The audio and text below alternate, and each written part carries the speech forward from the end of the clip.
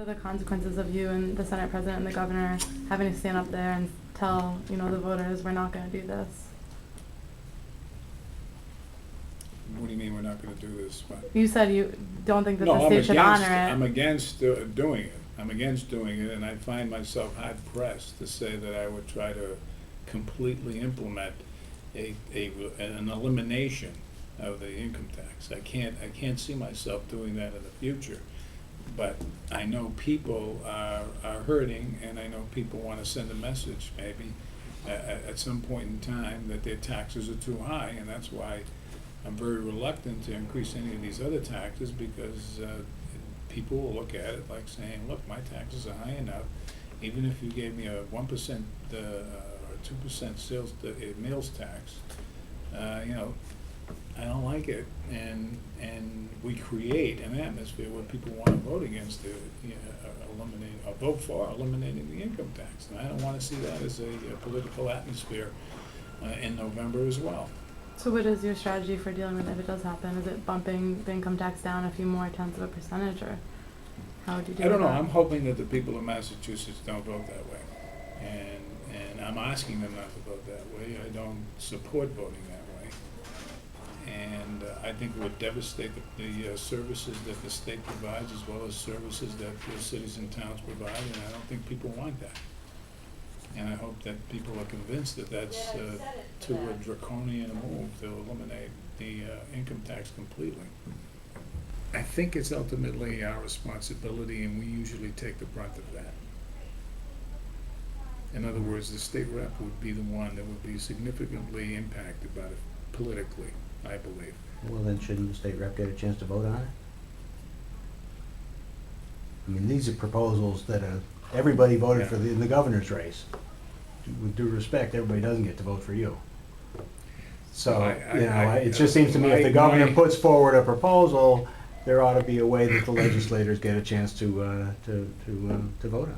There are significant ways by which the input of each legislator is communicated to me about, whether or not these particular issues should be brought up for a vote, even. I mean, their agendas. So I don't do it. So they tell alone. you in secret, we're scared to vote on this, so don't put us in that position? It's not so much scared to vote as that they don't think that at this particular time that they think that they should be increasing taxes, and that.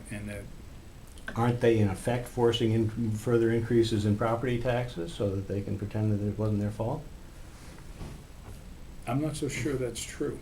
No, I don't think I really agree with that, because I think what property taxes are going to be increased to stay the same, even if you impose a meals tax, and then it's not distributed equally among all cities and towns. Only the cities and towns that have more restaurants. Now, for instance, how Boston want more than anybody else.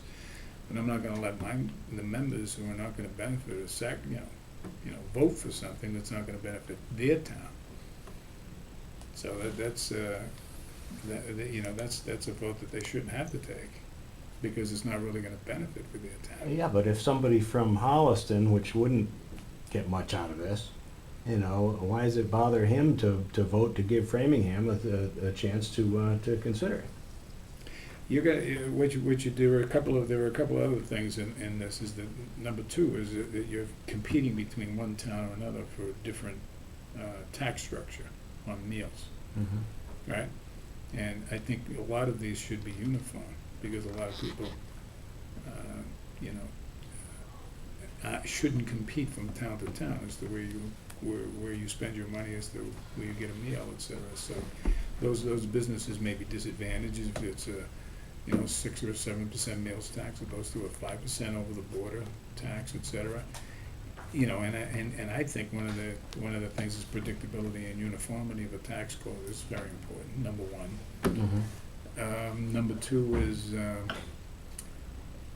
the